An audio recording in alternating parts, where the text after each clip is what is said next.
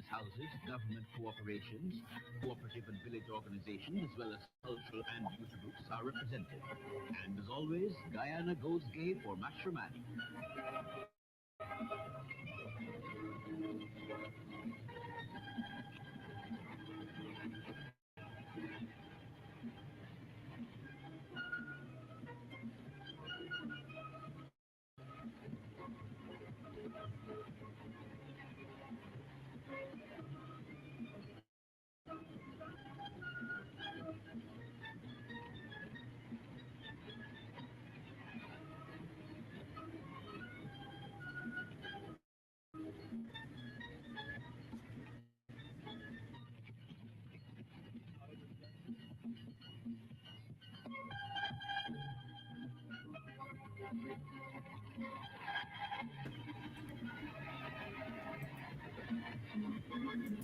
While we prepare for tonight's program, good evening to all of you, and thank you so much for sharing the link. And guess what? This is the first Mashramani in Guyana. 1972. It says 1972 there in Georgetown. 1972. Just imagine 1972. We saw the unity in all manner of things. And look at the float, or the float, sorry, and was it a tractor? You guys know a tractor, right? With a float. And back in those days, look, just take a good look as to how they were dressed by then, back then. I'm not sure if any of you on this program, watching this program tonight, was really, really back then that you remember this. I don't know anything about this, but what's amazing though, look at the way the girls, with the ladies, the young ladies with a long jumpsuit, um, nothing naked, and I'm going to look specifically for anything naked in 1972. You guys help me peep for anything naked, anything at all. Times have changed, guys. Times have changed. Times have changed. Continue watching, but Straight Up is on tonight. Nigel London is going to be with me this evening. Nigel London. I have a lot of questions for him, but continue to watch at this.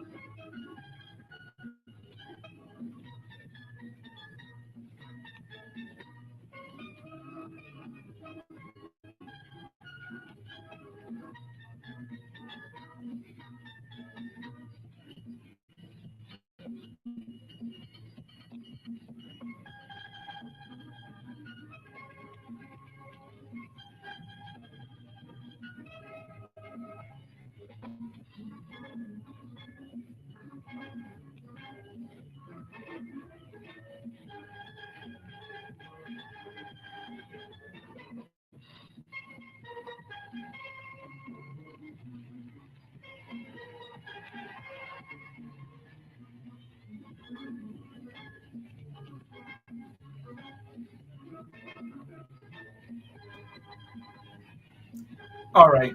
Look, I know what you guys are thinking. All of you guys back then, back then. Not any, not everything, everybody covered from head to toe. That was in Georgetown.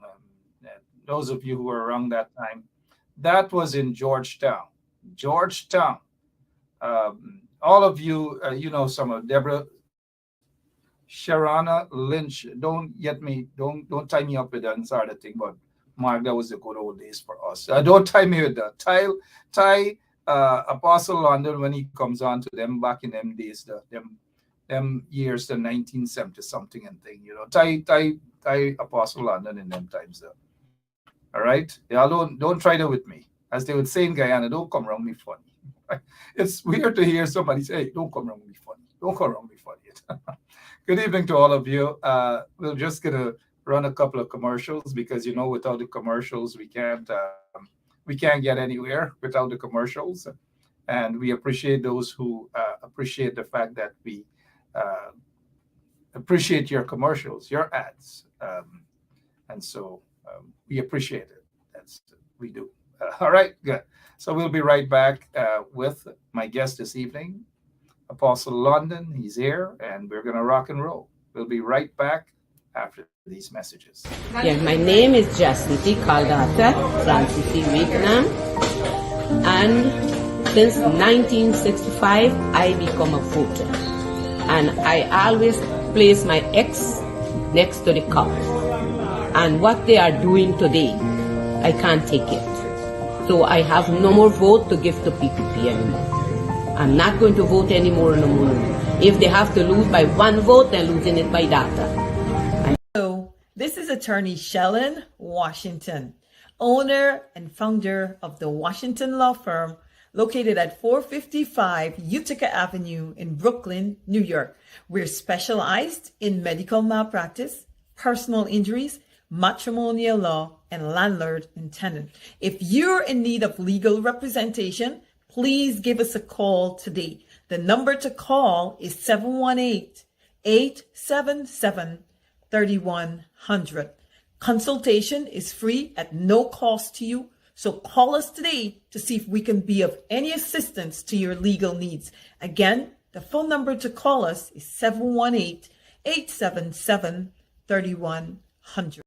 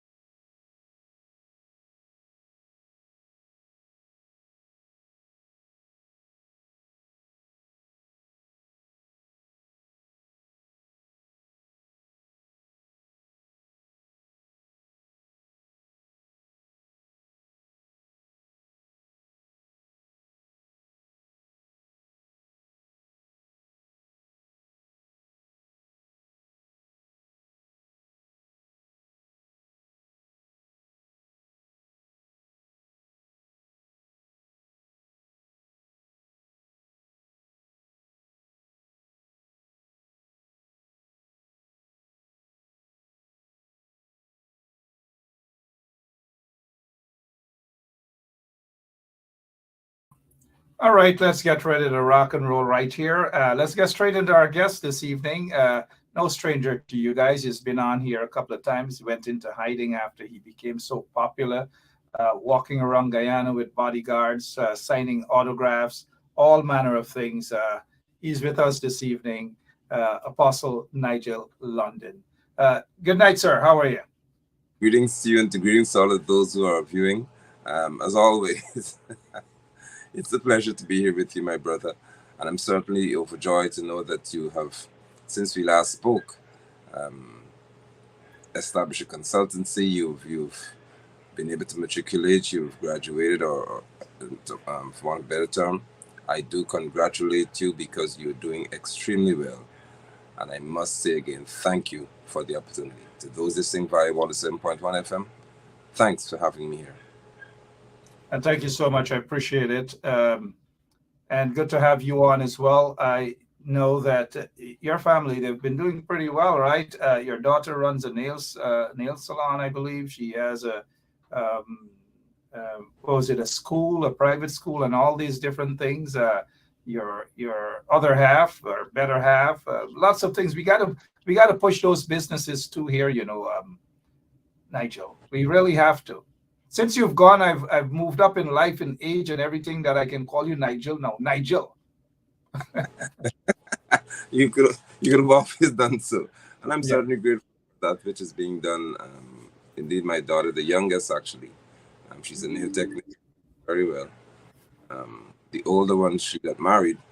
The eldest, I should say, she's now a married woman. So she's thrown from under my roof, and she's working with a shipping company, Solomon Shipping. So Okay. they doing well. Yeah. Yeah, I saw you at that wedding, man. I felt I saw you, you were all torn up, man, emotional. You looked like you wanted to cry and you wanted to change your mind, all manner of stuff. But it was a lovely day. Putting the little humor aside, it was a beautiful day. Let me just congratulate you, your daughter, on her marriage, and wish her and her husband a prosperous, healthy, a successful marriage, all for a very, very, very, very long time. Yeah. I'm most grateful. Thank you. All right. Good evening to all of you. If you're now joining us, Apostle, let's go back in 1972 when you were probably a teenager. Um, take a look at the difference. Take a look at the difference, sir.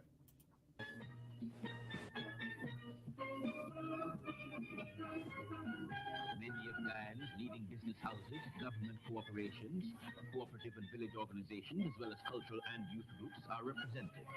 And as always, Guyana goes gay for matrimony.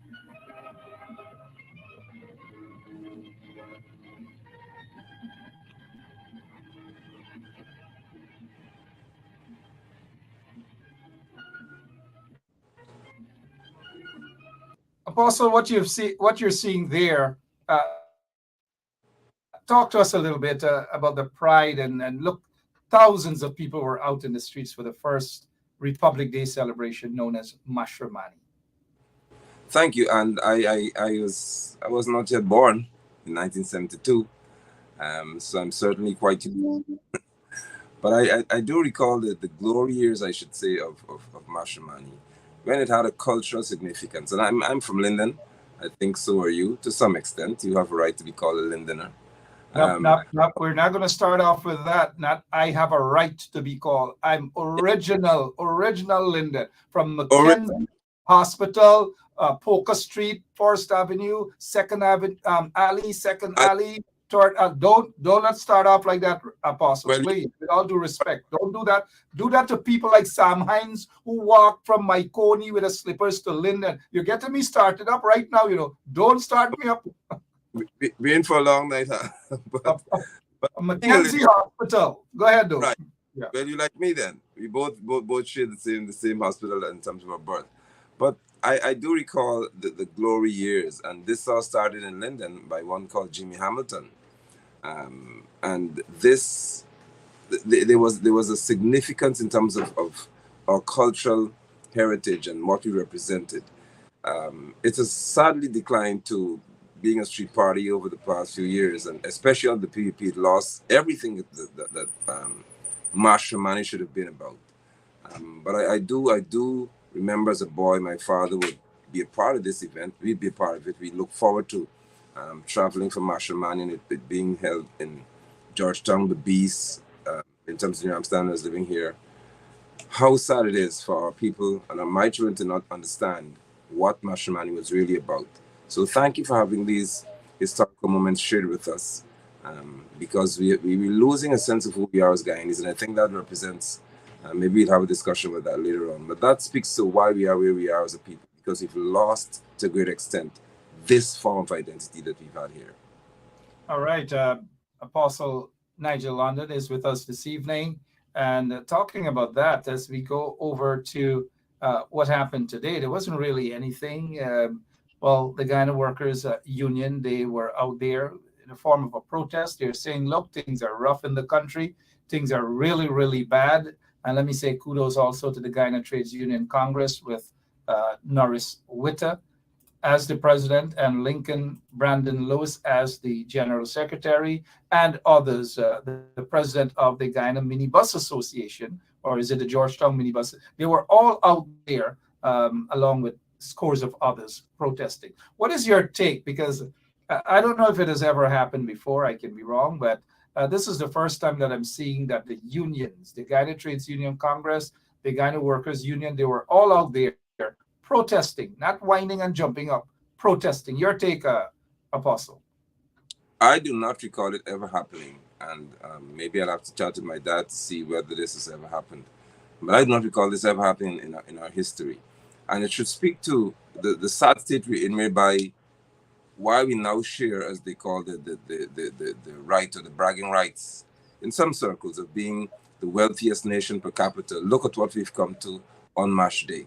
And because I have been calling for, so many other people, we have to make statements that are now very, very forceful, and we have to be out in the public to make those statements. So to see the GWU, to see the Trade Union Congress out on the street today saying we are not prepared to accept the conditions under which we now live is encouraging. And I look forward to even greater intensification of this struggle, because this has to stop. We have crossed some significant lines, I should say, the PPP, JAGDU especially, we have crossed some very, very significant lines, and we must have a restoration of order, a restoration of what it is to be Guyanese right now, because this is going too far and we have to stop it now. So to those trade unions, I would say congratulations to you. It's encouraging to know that you've taken that stance, but today was a holiday. Let us on Monday, for example, intensify this fight. Well said. We've got to intensify. 22 minutes after 8 o'clock. It's 22 minutes after 9 o'clock in Guyana. Apostle Nigel London is with us this evening. Look, let's take a quick look, because we're not going to dwell much on this. A lone wolf, so to speak, out there. Ministry of Education, they had not a lot of people at all. They were paying part-time workers or whatever it is to go out there in this Mashramani float. Shame on Priya Manik-Chan. Shame on these guys. Outside of that, though, moving away from the poorly attended Mashramani event today, shame again on the PPP, because they're not big on promotion of anything Guyanese. They're not patriotic, period. Jagdev is not, Irpanali is not, just a bunch of individuals who probably love corruption. Probably, that is. The union, getting back to the union, Apostle. What is your take on the GPSU that has issued a industrial action ultimatum to the installed PPP regime? What is your take on this, please? This is refreshing. And I do recall that for the past few weeks, many of us have been seeking to have this happen. And it should have happened a very long time ago, because Patrick Yard had to step up now, because I think he recognizes that the writing is on the wall. We cannot have any union as large as the Guyana Public Service Union sitting back while the Guyana Teachers Union would be on the street demanding on a daily basis for almost 3 weeks. They've been fighting for better wages. And so when I saw this issued after I was speaking on a show the other day, and among others, I was relieved when I got this correspondence, because it now shows that we are approaching that place that you, Mr. Benshop, and others would have been speaking to for so long. I would have been longing to see this ultimatum issued. And next, I hope there will be, on Monday, the reality in the face of this wicked, corrupt, destructive, disrespectful, uncouth group called the PPP. They have gone too far.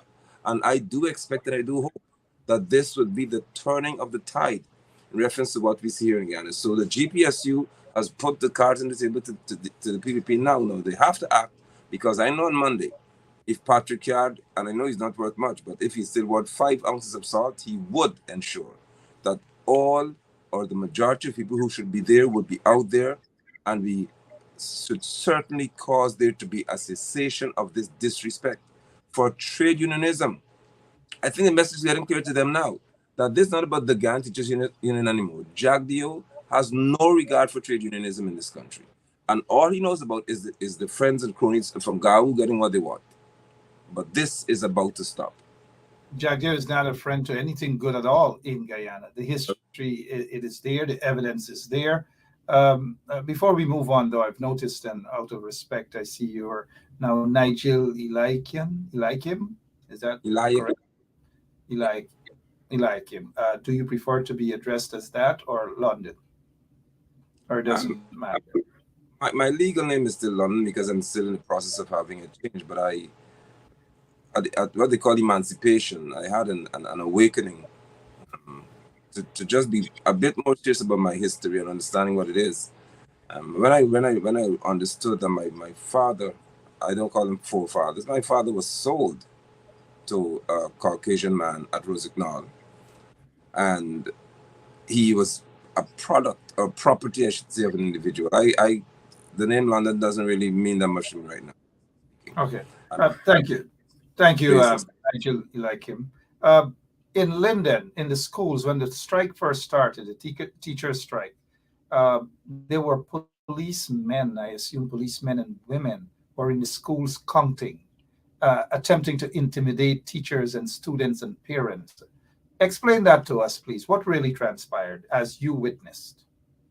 I was horrified to say the least. To know that police officers, I've never seen these things. I'm trying to understand what are we really finding ourselves into as Guyanese here, where police officers would walk into a school. There was no report of criminal activity. There was no threat to anyone on campus. There was no report that there would have been some individuals there who are seeking to threaten and taunt and intimidate those who are on strike. None of that happened. The policemen walked into our school campus, and they were seeking not just to have the numbers of people who were there, but they were seeking to have the names of individuals in terms of teachers, suggesting to the teachers that they have to get their names in case something were to happen to the children. Now, what kind of disrespectful nonsense am I hearing here, or I would have been experiencing? So I was livid because I saw what was at play, and I saw the intimidatory tactics where members of the Guyana Police Force were, as usual, being used to intimidate individuals and being used by this dictatorial PPP regime to send a message to those who are striking and even those who are in school that this is still going to be a case in which the PPP finds a way to be intimidatory towards our people. So they were not just seeking to find how many students were in the school, they wanted to know the names of the teachers who reported to work. Now, none of those officers fell in the category of being an education officer. We have in Region 10 a Department of Education, and that Department of Education has within it education officers. There's one responsible for secondary schools. That person was not present with the police officers. There was no one there who said that to the principal, for example, that the police officers are going to the school because children are under threat. Teachers had the nerve to walk into our school.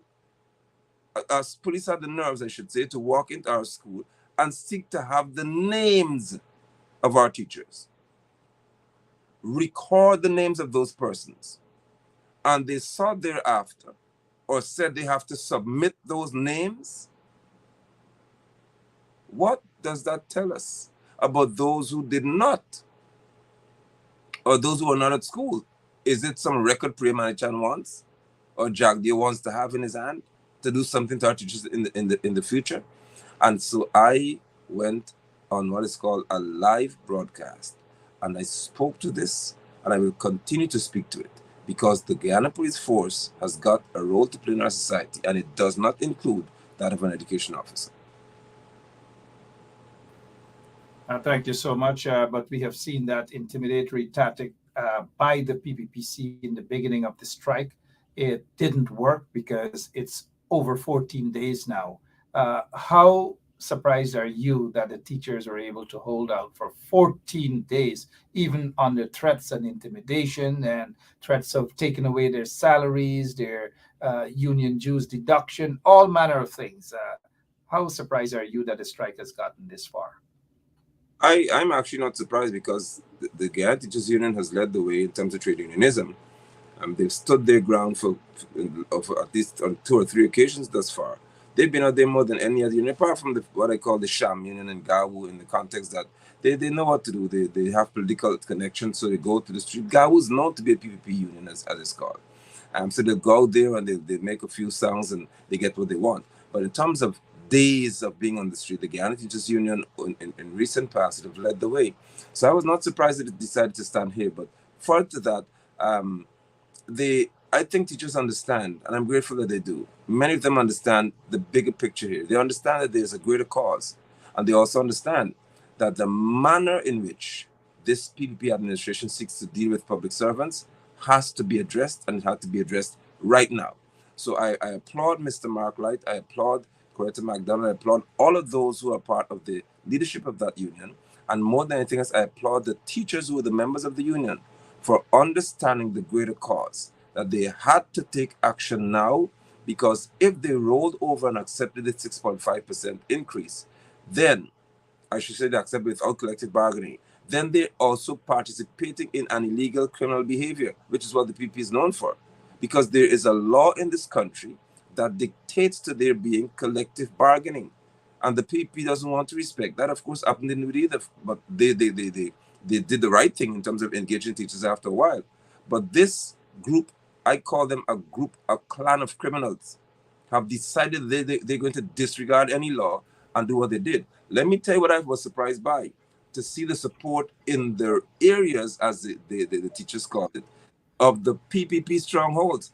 That was surprising to me, because I didn't expect that this time around, for teachers to say, regardless of what political demographics there is, we are going to stand against this behavior. And I think it happened because of the level of disrespect that Manny Chan has shown to our teachers. She is a disgrace. She is the worst education officer, Minister of Education that we ever had.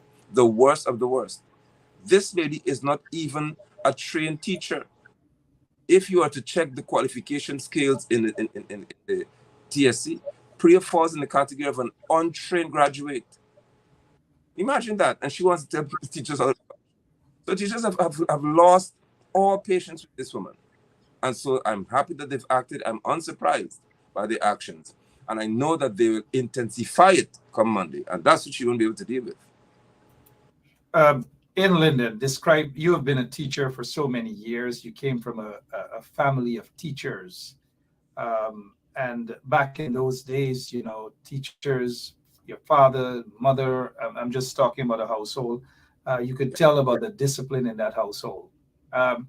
What is the mood like on the ground as it pertains to teachers, students, and parents in Linden? It is encouraging.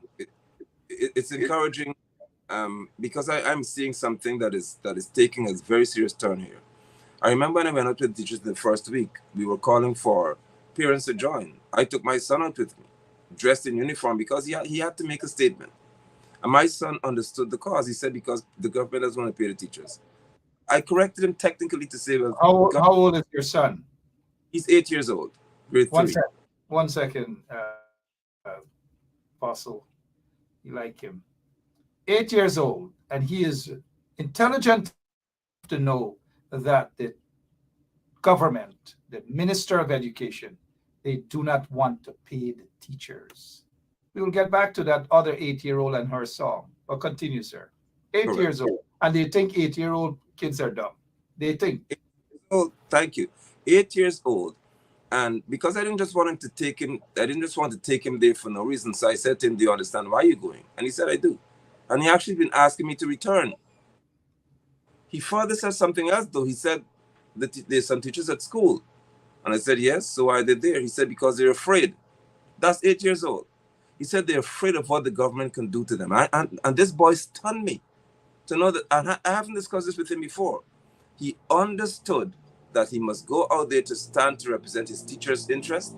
And he also understood that this administration can drive so much fear into some people who are weak that they'd hide in the classroom. So he went out there to stand. And I saw parents bringing their children as well. Last week, we had the taxi drivers park their cars and they came out. So this is morphing or transforming itself into something that the people won't be able to handle. because the community in Linden have decided that we understand that this is beyond teachers here. This is where an administration wants to disrespect Guyanese people. This is gone beyond teachers now. And say to us, in reference to our teachers, go to school or else. Well, we're going to show them the other or else part, because they're not going to get away with that. So Linden is upping the ante. Linden has decided we're going to take this up many notches, not one, but many notches, because we're going to send the message to this administration and any other group who fails to step forward, because we are functioning in Linden by a rule right now. If you are not out there with us, you are against us. That's what we're standing by now. There's no closet representation here. You either come out and stand with us as a group, or you are against us, because this cause has got far-reaching implication.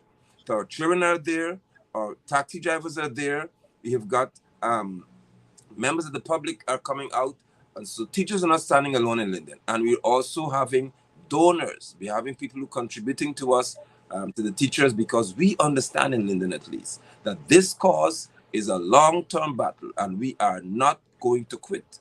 There's no quitting in reference to our stance in Linden. All right. Hey, thank you, guys. I noticed in the audience there's a little beef, guys. This is not a platform for that, to curse out people, but your mother and your mother. It's not acceptable here at all. Your comments will be removed. This is not a platform for that. Do not come here to curse people out. If you're going to have a disagreement, do it in an intelligent and respectful manner. Don't tell anybody but their mother. Not here at all. Right. We want to move to, sorry about that, Apostle. We want to move to this song here, and I need your opinion on it, please, sir.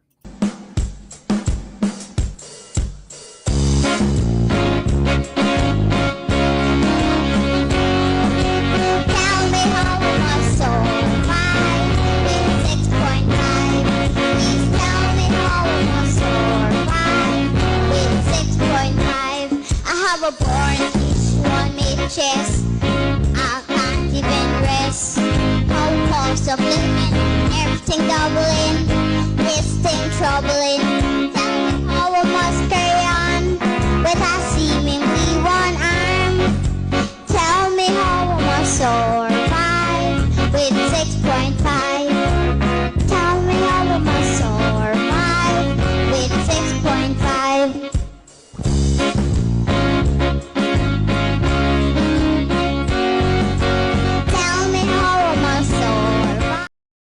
It's pretty clear. 8 years old, I believe she is, just like your son. Tell me how. And kids all across, not just Guyana. I have a 5-year-old daughter. Moments ago before this show, she's like, tell me how I can survive. Or no, 6.5, and she says it with her American accent. Can't walk. It's Right. catching on. But that song, Apostle, Priya Manikchan and the PVP didn't want it to go further. They banned that song. They're saying it's too political for that child, her age. Too political. They banned it. Your take, please, sir. I put nothing beyond this group of people, honestly. But still, when I discovered what they did to this child, I was surprised, because I never expected them to go to this extent, to where a child in a competition who's singing is being dealt with as though she's an adversary of the PPP. And that, when I discovered that, I was expecting that there would be a reaction, not just from teachers here, but there'd be a reaction from the entire nation of people to say that you've taken this too far now. And that is what we began to get. Persons have said this has gone way too far. The child sang, of course, we call it social commentary. They're saying that you're not supposed to sing songs that have any political sentiments in them. Now, we exist because of politics in terms of our country. Decisions were made because of politics. And the child is asking a question, speaking to a story about a Guyanese experience here. And this was what she was met with. What I can say is that I am happy that it happened in the context of what the child stands to benefit from. There's so many persons who step forward and is seeking to make this little young lady's life 10 times better than it is. My sister happens to be one of those persons who have pledged to to support or sponsor this child for an entire year, all of her school needs, all of her uniform, her bags, her shoes, whatever it is, she'll be sponsored by an American citizen for an entire year. And that's what we're seeking to do, to show this administration that when you try to hurt us in one way, we have 10 more ways to get back with you and to deal with you. But the action itself required a response. And I must say on your show, I know you permit me to express myself freely, I was expecting that the so-called monarch and any other monarchy would be boycotted by adults in the arts industry. And that is what I got upset about, whereby persons went ahead. And after seeing a little child be disqualified, they saw it as being wise to still participate in this activity. That, for me, was a slap in that child's face, because I expected the adults in the industry to say that if you have our future Calypsonian treated in this manner, then we're not going to be a part of this. But I guess money moves people more faster than many others. But I was really, and I would express this publicly, I was very, very disheartened by the response of the arts industry, especially by those who sought to continue in this matrimony festivity, if you want to put it that way, give one the little girl. And they also disqualified the child who did the poem too, as far as I'm aware. Yes, another child was actually disqualified, and thank you for reminding me about that as well. It is a sad situation, and unfortunately, the others in the competition, the older folks in the competition, that is, they just went ahead with their stuff instead of just collectively saying, look, this is not going to happen. We are going to hold one head on this. It never happened. It shows where we are, for the most part, as a people in Guyana. Self. Congratulations again to that little girl. Great job. We're going to head back to the teacher strike shortly, but it continues. It continues this Monday. Go out in your numbers. Maybe by then, the Guyana Public Service Union will call its members out to the streets as well. Kudos. I like what I'm seeing. The install regime is being squeezed, and rightly so. I need your opinion on this here, please. Oh, Jesus Christ, if cost of living double, I don't know what happened. A pound of sugar is $300 already. Flour, everything gone up. Everything just raising. You gotta get about $40,000 for buy good ration. You gotta get 3 man now. A weekend man, a monthly man, and a fortnight man.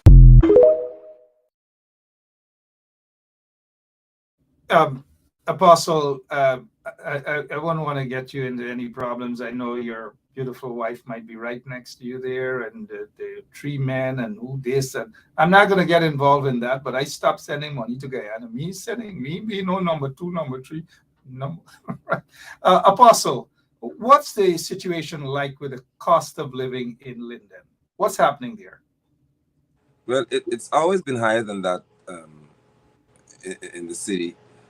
But it's economically tough on Londoners, my brother, and that is happening because we still have the battle of those who believe, I should say, that they can only survive by hanging their mouths to some dripping soup faucet controlled by the PPP. So there are very few people in London who I can see are making economically stable decisions, because they just can't help it sometimes. I have noticed that in terms of meat, in basic supplies, it is increasing. Additionally, even for those who are seeking to have their houses built and try to do something, everything is just skyrocketing and is getting tougher and tougher by the day. We have a case in which I think the fare, we call it short drop, for cars has gone up now to $200 from $150. It may sound insignificant to some people, but when I heard you just saying you can't raise it now to the drivers, you were saying, wait, because we in this battle, I understood then that $50 to a Guyanese now means much. In an oil-rich economy, as they say, the wealthiest nation in the world per capita, imagine teachers are saying to drivers, don't raise the fare by $50. That's the reality we face in Linden. Things that we once purchased like Fernley for $400 now $700, $800, $900. This is not. I don't think that if an Ali has a chance to even think, because he can't think for himself anyway. But it doesn't seem as if he has a chance to sit and understand the reality of what people face here. It's rough. It is not easy for any Guyanese, not even just in Linden. So that's why I'm saying the teachers, not just teachers, but fellow Londoners, and I applaud them, have decided that this is beyond teaching. This is a reality that is national. And in reference to us, it is a local issue we face, regional, and we're going to come out to support our teachers and to lend our voices to say that this has gone too far. So hopefully on Monday, we'll see, as I said, the dialing up of the thermostat. We're going to increase the fire on the PPP. And look out for it, because there are going to be developments in Linden that I hope will spiral into other regions of Guyana, because Monday marks a significant day for us in this struggle. Jagdeo will stop. You know, you mentioned that you'll up the ante, up the fire. These people have a way when folks who are political opponents of theirs, when you say anything, like when Mr. Hoyt, um, President Hoyt said slow fire, and it was a political comment. It didn't mean go and start firing all these sort of things. And they ran with it. They ran away with it. Just like they're running away with what Hamilton Green said. Former Prime Minister said, look, they say that the PNC were rigging election. Oh, Right, if right. there's, and you know, sometimes you wonder the sort of individuals though who are running the country right now. And so you mentioned the word fire. We got to be careful next thing you know, because you know the PPP love to self-indulge. They love to start these things around the country. We have seen lots of fires since they've gotten into office through questionable circumstances. Hey guys, y'all be careful. Y'all be careful with what the PPP will do all sorts of things for distraction now. But let's move away from that. Just move away from that for a moment. Um, Teachers are not being paid properly. Vendors are being ill treated. Public servants in the whole, no good treatment. Pensioners, no good treatment. It's like, what is happening in Guyana? But when we take a look, Apostle, of a company, a hotel that is being built, the owners of that hotel, whether it be foreign owners, local owners, whether Jack Davis connected to it, Irfan is connected to it, whether, I'm just saying, 10 years, they give them a 10-year free tax. They don't have to pay duty, I mean, no duty on anything, tax free for 10 years. What is your take on that, please, sir? 10 years. I believe that the PPP, they're seeking to do everything in their power for Guyanese to really retaliate in a manner maybe that they will consider it as being justifiable to do some harm to our people, because the actions of these individuals in the PPP, um, those actions point only in one direction, and that is to have a response as they're having now. Because businessmen in this country are being, to some extent, crushed by taxation. And we have here a Qatari hotel being given 10 years tax-free, tax breaks. Enjoy yourselves. But Guyanese men businesses who are the owners, who are pumping every day money into our economy, don't have this privilege. And Jagdeo is being lauded as this sensible, brilliant economist. Jagdeo is an absolute waste of my time. And I would say that on any forum. Jagdeo is disqualified from entering any discussion of being great in terms of politics in this country. He doesn't have the know-how to run anything, including even himself. So when we have situations of this nature here, we don't have a tax holiday in our country for our own people. And the PPP, the Constitution itself, I have an issue with as well in reference to taxes. Where the more successful you are as a businessman in this country, they penalize you as far as I'm aware. Because if I earn $100 million, I'm going to pay, or be made to pay $35 million to GRA. How does that even make any sense? That the more I succeed, the more I'm penalized in terms of taxation. Jagdeo doesn't see the reason to address that. Instead, in the face of his own private sector friends, he says, we'll give this Qatari industry group 10 years, not 10 months, not 1 year, 10 years of relief while we step on the necks of our own people. And that, I believe, again, is going to add to what Guyanese are going to do to this administration in terms of our public response. Now, we're not going to burn any building and destroy anything and act as though we have no sense. But we're going to stand against and fight against anyone who is doing the things that the PPP is doing to us. So this is not just a case of a PPP reaction here. Anybody who seeks to do what JAG is doing to us as a people, we respond to you in kind. That's what I'm saying to us. We have to do that because it has gone too far, my brother. Why must businessmen be in tax season now? They're scouring to try to get things right because they know what GRA will do to them. But then we have some foreign entity in terms of this Qatari hotel group coming here, taking a ground like GNS ground. I played football on that ground. I don't know why people think it's just a waste space. As a boy, I remember, as a young man, I remember playing football there. So many things happen in those facilities. We have a group here who believe that they own the whole country and that they could just take it and do what they want with it. We have to stop this. And I was looking forward to, again, the opposition, the official leader, having a movement out there to stop this hotel from going on Carifest Avenue. They can't just take anything they want. Most of them have to consult with the people, and that hasn't been done either. So it's quite a bit. But I believe there should be some action taken in response to this tax holiday that the Qatari hotel group will get, and Guyanese will have the same benefit. We deserve, after so many years of struggle, to benefit from taxation, tax relief. We should. You mentioned the opposition taking opposition to this Qatari hotel deal. Reminds me of the approach they had when they were in the opposition prior to 2015 toward Marriott Hotel. It wasn't that strong at all. And the opposition was that Marriott has to go, and the deals and the private deals and so forth. And then when they got into office, we couldn't get who those owners were. And Marriott is still there. It didn't go. We're seeing the same with this Qatari hotel, that the corrupt PPP regime is giving these people all these deals. I'm sure the workers will be coming in from outside of Guyana and all manner of things. And the ordinary Guyanese, the teachers, you name it, they just they don't have the luck to have these sort of deals. They can't go and buy a car without any duty. They have to pay $400-500, $400 or 500% extra on a little car or a mini bus. But these guys popping into Guyana, they get sweetheart deals, not for 5 months, not for 10 months, but for 10 years. In Jamaica, this thing can't happen, In Trinidad, it wouldn't happen. But in Guyana, where Guyanese are warriors on Facebook, they'll fight every single day on Facebook. They know it all on Facebook. They know what needs to be done, what can be done, don't do this, don't do that.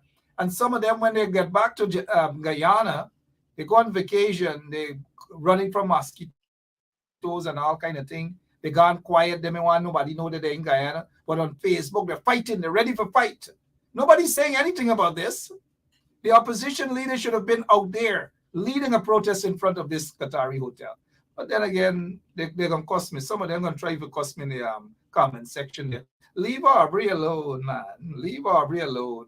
That's where we are.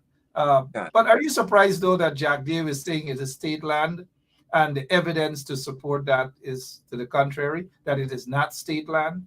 Jack Dave, again, on this land thing. He love land, He love land. Like Guyanese normally said, it maybe it was bequeathed to him in a way that was left to him, that listen, you own all the lands in Guyana, so do what you want with it. And even if it were state land, my point is we have to look at what is being replaced here. They're taking land that our boys and girls should be using to play on, because we have schools in Georgetown that have no playground. Let's face reality, Guyanese. Georgetown has a space issue at the moment, land use issue at the moment. And we have very few grounds in which our children can go to play for recreational activities and so on. Now, Jag is saying this land belongs to the state. The PP is not the state. Maybe he doesn't understand what state means. State happens to be the people. So if it belongs to us, how could he decide that he's going to have that land turned over to Qataris to build a hotel along Carifest Avenue? So that's what we become now, by even understanding the importance of open spaces and what the benefit it serves us. And the thing I'm looking at is the Guyana National Service ground. Now remember the other day when Maduro had them on the heat, they were jumping that we must be patriotic and we all know. They're begging. They want everybody from Linden to put on army uniform. They want Remember? General London to put on his uniform. You and your whole family. Oh well, they couldn't get my family. We're Jehovah's Witnesses. We don't. We don't fight. Yeah, but look at now the national. Yeah. Look at these people are ungrateful and they are deceptive, highly disingenuous. So the national service, which we know was born under Forbes Burnham, and the purpose of it would have been to have Guyanese young men and women trained to serve our nation militarily if we have to. They said the thank you get now that the dust is settling in their eyes with Maduro apparently. All right, now we'll give you the thank you. The gratitude is to take your ground and sell it to people. That's the kind of stupidness to be in. So whether it was state land or not, the point is that the ground has significance. It's in a strategic location, and our children have very few grounds on which you can participate in sporting activities. That should not have been done. The hotel should have been pushed somewhere further back, maybe beyond industrial sites in Eccles and so on, use that. But they won't do that because most of the lands in those areas are gone and they've not been given to, I should say, people that look like me and you. Don't worry. It's right next to the seawall. It's right next there. God don't sleep. It's right next. Jagdale house that he took away, according to information, the land from people out there in Plaisance, ancestral land. It's right by the seawall. Don't worry. God don't worry. You know, Apostle, and let me say good evening to all of you who just joined us. Thank you for joining us. It's a Republic anniversary. Happy Mashramani to all of you. Notice somebody get vexed and gone because we said keep it clean right here. There will be no distraction. There will be no cussing out of anybody about their mother, about nobody, none at all. It's not going to be accepted. And they get vexed and they're gone. So let it go. That's all right. What is your take on the silence of the regime, the Guyana regime, PPP regime, concerning this oil spill? We're hearing lots and lots of things. Your take, sir. This situation here, as you just said, God doesn't sleep. I reflect when I saw this happening. I said, I remember when Justice Kissoon ruled that there should be unlimited insurance given by Exxon to ensure that should something like this happen, Guyanese are protected. Jagdeo joined forces with Exxon to fight against us as a people and to prevent this ruling from really being a reality. Now here we have months later, an oil spill in Trinidad and Tobago. And we have, yet again, in Guyana, behaviors that reflect, as far as I'm concerned, the criminal nature of the PPP. This vessel was scheduled to be here in Guyana. And I'm being made as an adult male. People want me to accept that GRA or customs had no idea about this vessel coming here with heavy fuel oil, HFO. So I don't know if this may be a unique situation whereby a vessel could leave a foreign nation and head to Guyana and nobody in customs knows who owns it, who would have been the captain, when it was scheduled to arrive, what it was bringing in terms of its cargo. That, to me, if that were the case, speaks to criminal behavior, because that doesn't happen under normal circumstances. Any vessel en route to this country has to, ahead of time, inform the Maritime Department. So Murad doesn't know anything about it. Edgel is clueless. Edgel has no idea about this vessel that was supposed to be here. And then GPL is saying that they were not under contract with this vessel. So they were just coming like market vendors to pull up at the wharf and say, we have some oil to sell. If anybody wants to take it. This is absolutely crazy. But and not only just oil or oil, cocaine too. Cocaine. Well, where was the cocaine going? Freedom House? Where? I'm just asking a question. Where? So Office of the President? So I'm talking about the oil part because they don't want me to get into the cocaine part of it. Because again, the vessel has no owner. So this was a ghost ship. But this had to transpire so that we can see yet again. And I'm happy we got about the timing of it, Mr. Benchtrap. The timing is what I look at. In the midst of this strike, so many things are unfolding daily. So the PPP again is giving us even more cause to come out to the streets as Guyanese. Because they want me to accept, they want us to believe that This right here, this ship could have come to our port, offloaded, whatever it is, and nobody has an official legal record of what transpired here. That's what they want us to believe. So this oil spill, the principals involved need to be found, and I know they've already been found. I'm calling on the Customs Department, GRA, to release the names of the people, because you had to have a name of the owner of the vessel. It had to have been registered somewhere. The captain of the vessel had to have been known. So GRA, do the right thing. It's the stature. Release the names, because you have to have it. They are obviously they are suspicious. Very, very. This is suspicious, and people in the government, the so-called government, they are guilty of hiding something. Their friends, maybe in the private sector commission, they are probably have some knowledge about this, and so they need to come clean. The fact that they're not coming clean leaves a lot of question marks, Apostle. Lots of question marks. Let's head over to Timeri. Um, all of these things happening again. These young men, Travis Seeley and Kobe Baker, they say a duo busted collecting 64 million Guyana dollars in cocaine over airport fence. Now, look at these young men, ordinary workers, Apostle. They're workers, workers. Where you think they're gonna get 64 million Guyana dollars worth of cocaine? That when you send it outside of Guyana, it's worth millions of dollars, US Yes. dollars, that is. These guys are just basically somebody give them a raise. They probably did not even know what was in the bag. I'm just assuming. They catch a little raise, probably. I don't know. I'm not giving my mouth liberty. But the cocaine obviously doesn't belong to these little boys. Why is it that they often go after these little boys who apparently do not know anything, or even if they do, I don't know. I'm not saying that these guys do.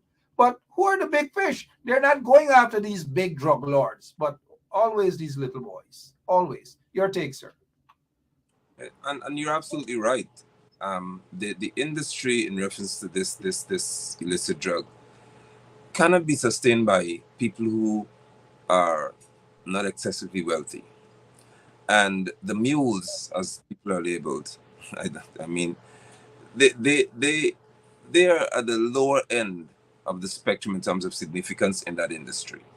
It is my view, and I'm sharing my personal view here, that there are many in our political circles who are well aware about who the real lords are in reference to the drug industry in this country. And they do nothing up to them because they are benefiting from them. These two young men, their stories are to be heard. I hope they would be heard.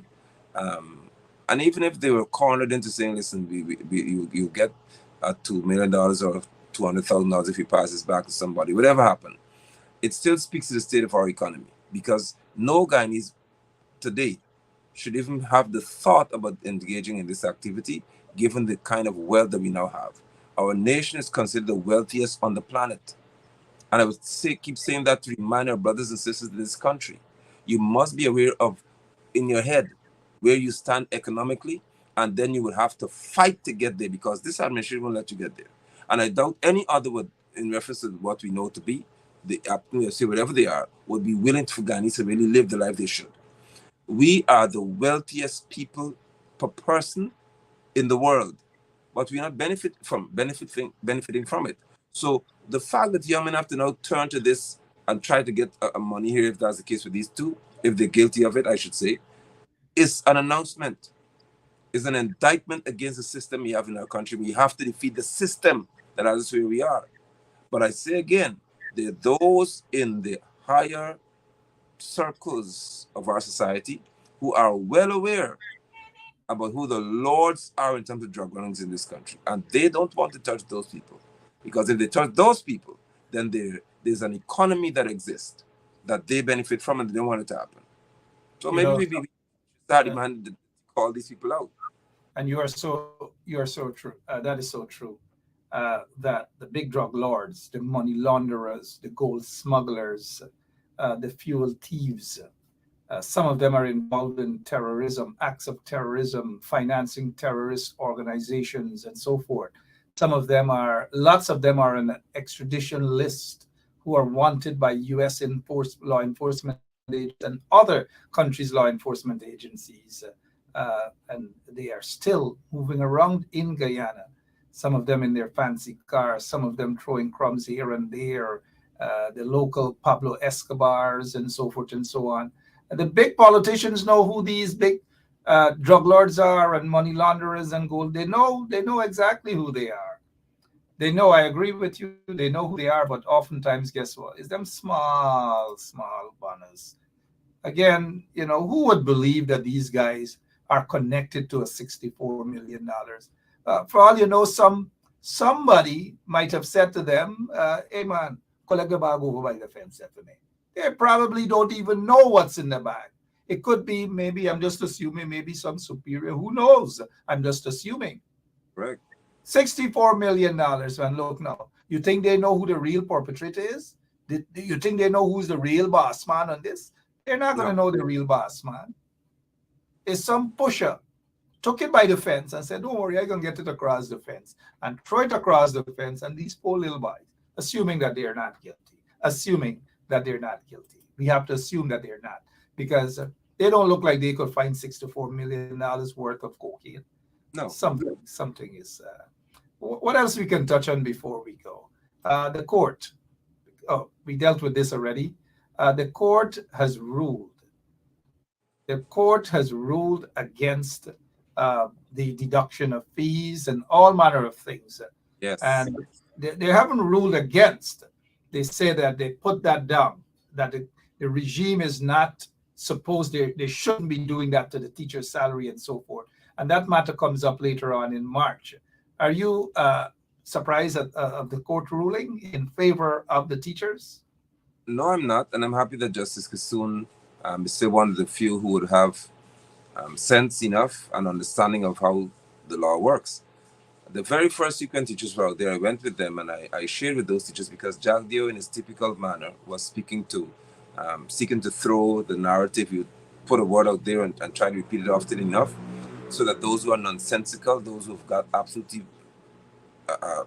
no sense, would believe what he says and run with it, just echo it, because Jack Dio said it. So he was saying about the strike is illegal. And I said to the teachers when I went to be with them, stand with them, that there's nothing illegal about what you're doing.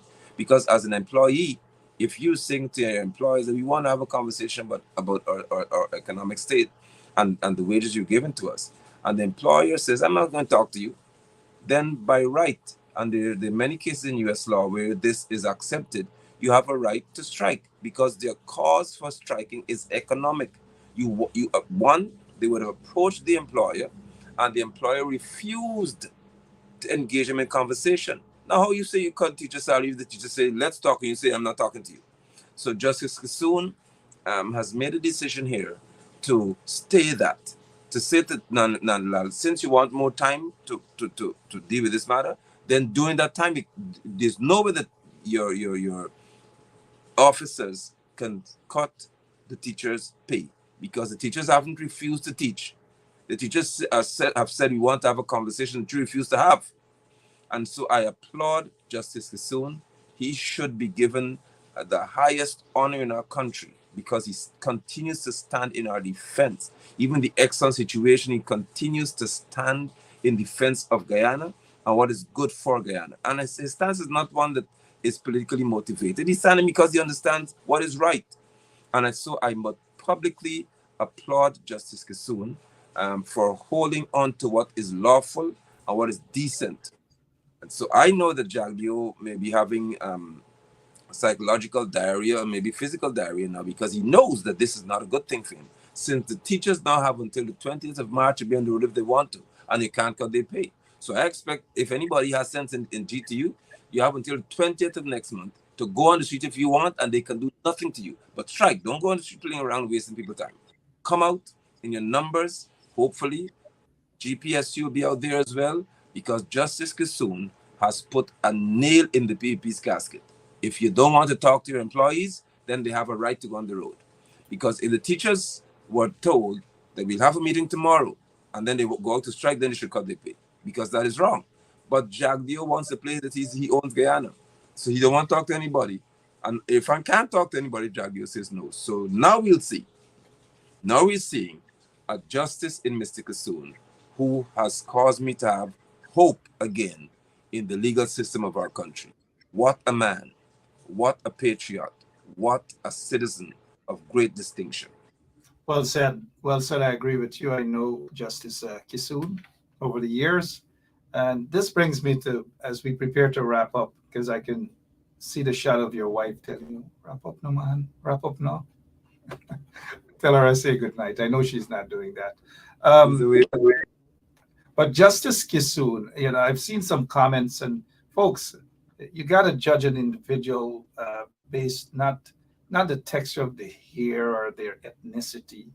And you guys, some of you, not on you guys in this audience here, in this audience, some folks, the only good one is cut that out, guys. You know where I'm heading with that, right, Apostle? Cut that out. So cut that crap out. Enough of y'all love Justice Kissoon now, right? Justice Kissoon is of East Indian ancestry. He's Guyanese, and y'all got to stop this only good one and all them nonsense because there's some people who look like us who don't like us, all right? You wanted to add something to that, please, as we prepare to wrap up. Yeah, thank you. And it's true. We need a different Guyana, and I've been calling for that or championing that cause. We need a Guyana that's different. This Indo and Afro talk, and you have to be suspicious of anyone of Indian descent, and it has to stop, because, as you rightly said, there are those who are of African descent who are fighting against me, and there are those of Indian descent. Some of them in Linden, one and two of them in Linden. Well, indeed, one and two, and quite a few. Not a lot, but before you continue, though, and I sometimes I don't want to miss it. How these guys, what are they up to since we talking about one and two of them in Linden? Yeah, this is the elite team, the root team. Strong. Make your point and give us an update on them. One of them is still stuck in his taxi. I guess that's as much as he deserves. He has a little car drive, and he's good with that. And that's a representation of what Jack Dio loves. Jack Dio is appealing to some of the most daft, shallow, insignificant people in society. Say, listen, just echo what I say, and you get a small piece, maybe. but we have to seize the not we, but I don't do it. But people need to stop that. I am not suspicious of anyone based on their ethnicity. I'm suspicious of people based on their character. And that is why I would quote Haile Selassie, and I tell people I'm a preacher, but some people get nervous if I'm turning Rasta. I got no here to be Rasta, but Rasta is in your head anyway. But Selassie said that until the color of a man's skin is of no more significance than the color of his eye, we can have war. And war is not physical fighting anybody in this context. We're fighting against a system that wants us to hate each other based on ethnicity. I don't have time for that nonsense. And so Justice Kissoon is Justice Kissoon. He's not Indian Justice Kissoon. He's Justice Kissoon who ruled as a justice, as a judge. And I'm happy that he did, because he understands the cause. Let's not forget that there are other justices in this country who look like me and you, who invented rules that didn't exist in the law. So don't take us there, people. Right. And then there was a good ruling by Justice Gino Prasad, who ruled against Irfan Ali. Gino Prasad ruled against Irfan Ali and said that he violated the Constitution.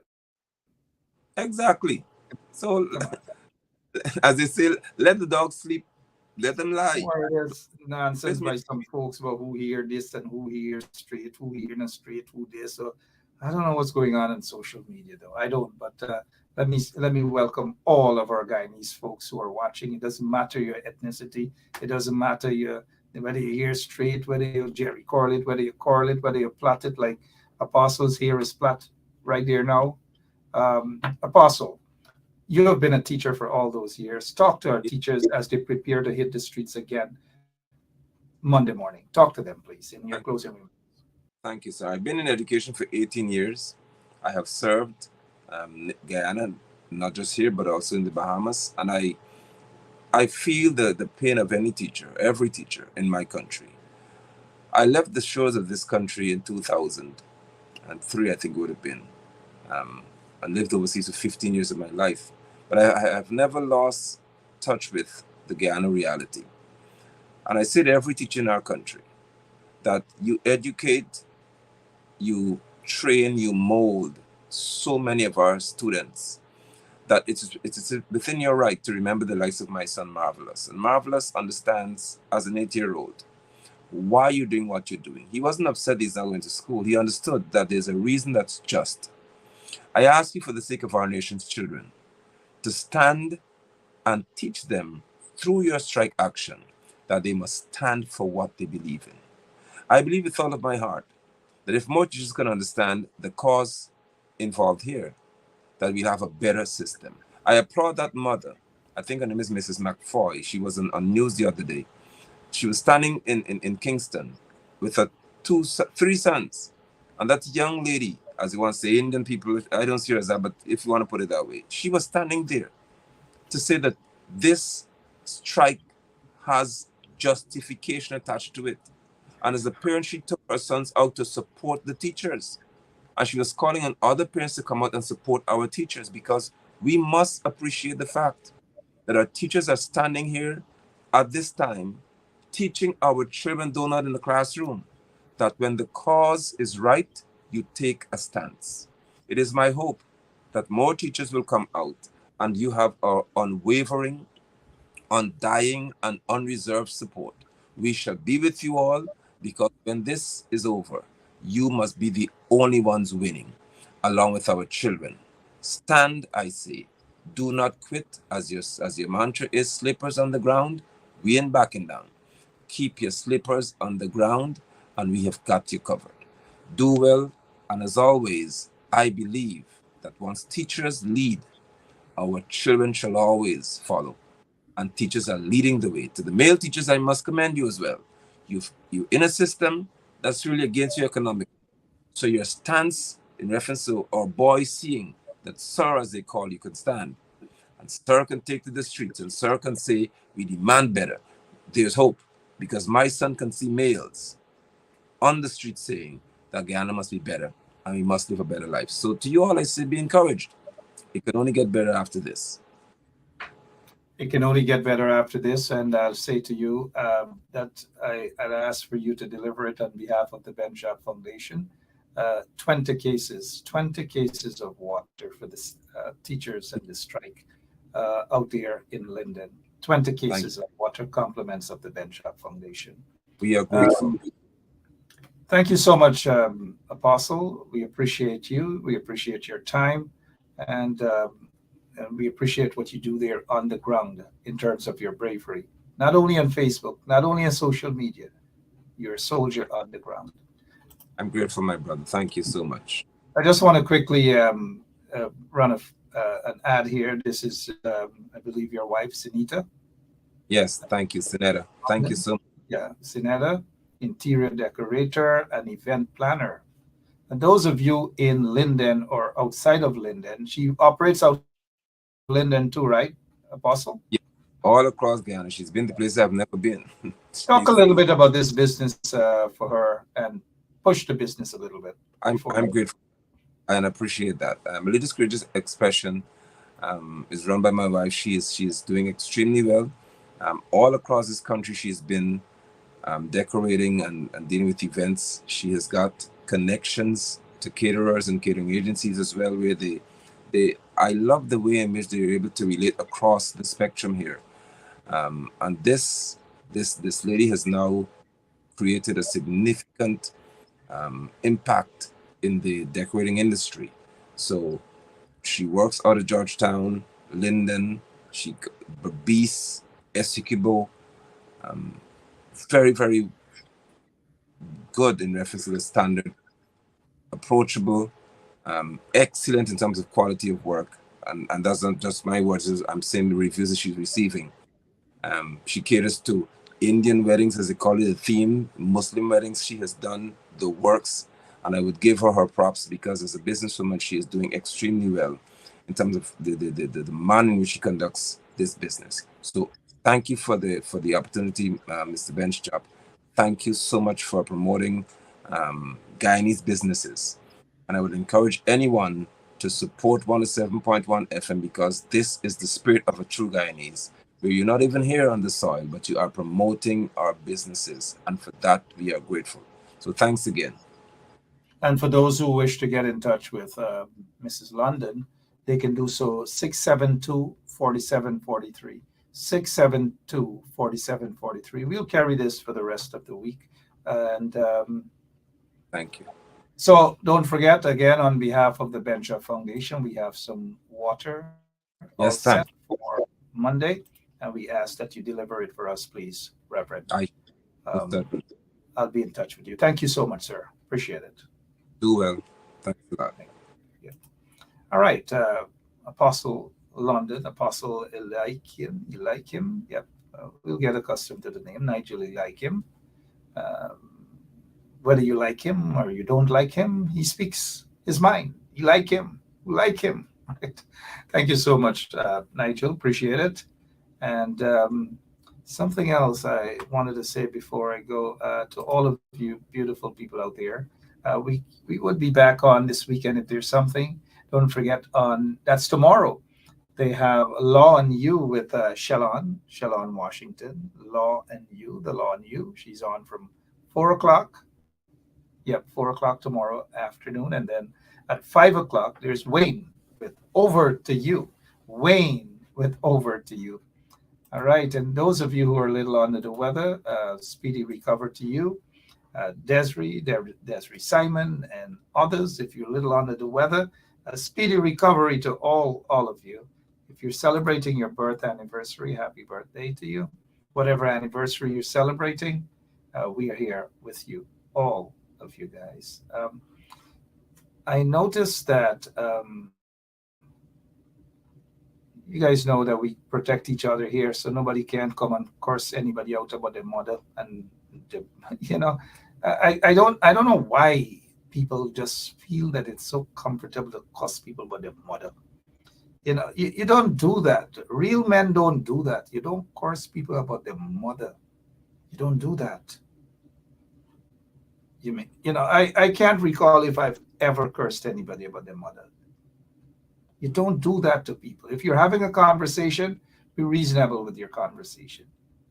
And we're not going to tolerate any sort of cussing people's mother. No, okay, it's not going to happen here. Who vex?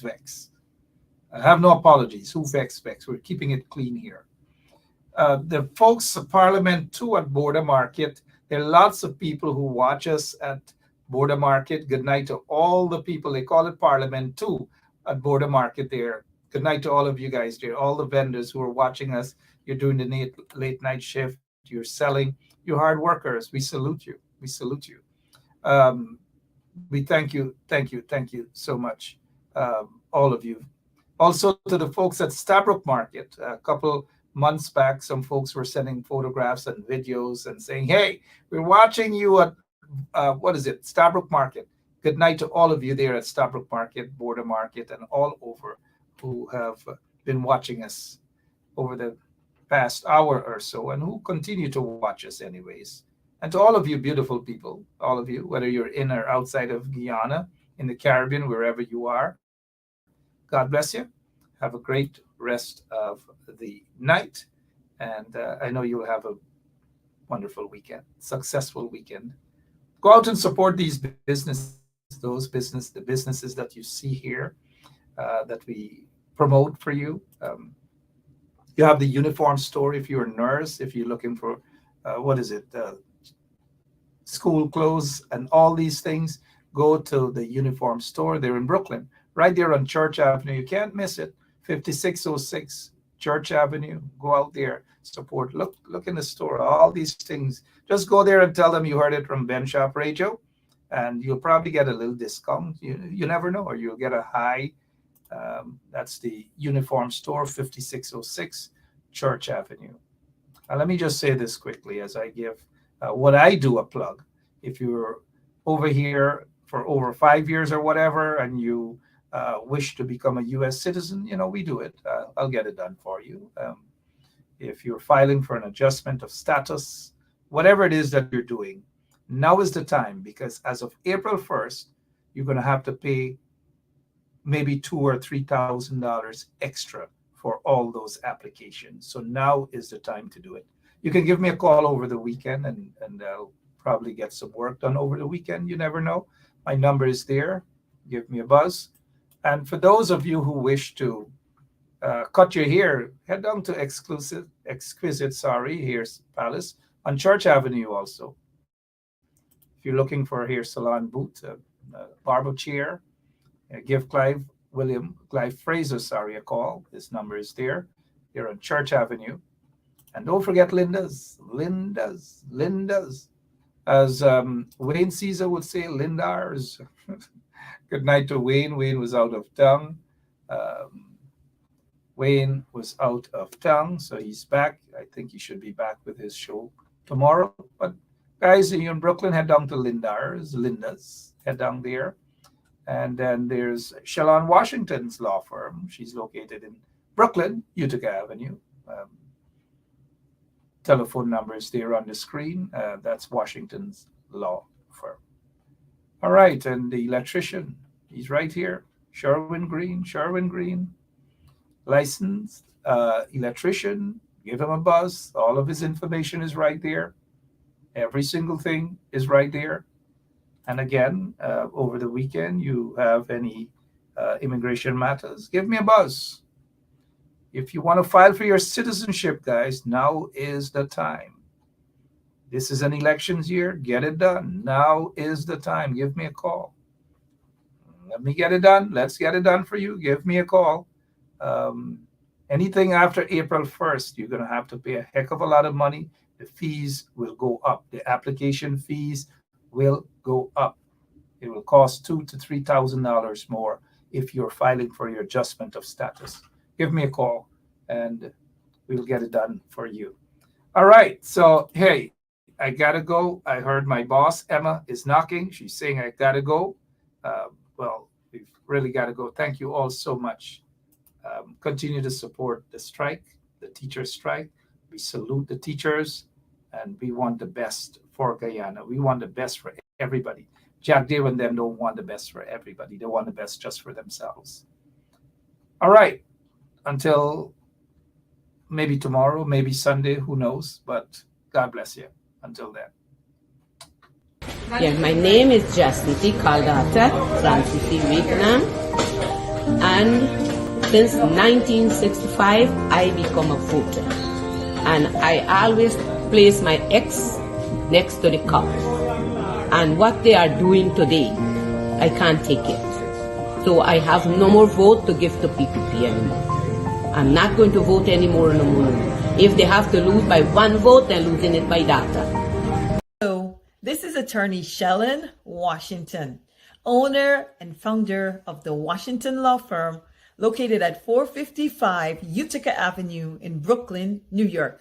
We're specialized in medical malpractice, personal injuries, matrimonial law, and landlord and tenant. If you're in need of legal representation, please give us a call today. The number to call is 718-877-3100. Consultation is free at no cost to you. So call us today to see if we can be of any assistance to your legal needs. Again, the phone number to call us is 718-877-3100. The Guyana Public Service Cooperative Credit Union will be hosting a special general meeting and elections on Saturday, March 2, 2024. The meeting and elections will be held both virtually and in person in the various regions. Members in Region 4 will be allowed to vote at the Critchlow Labor College, Wolford Avenue. The meeting will be held from 9 a.m. to 1 p.m. Members are asked to be on the lookout for information regarding online voting and regional polling places. Full participation of members is encouraged. Let us move your credit union forward.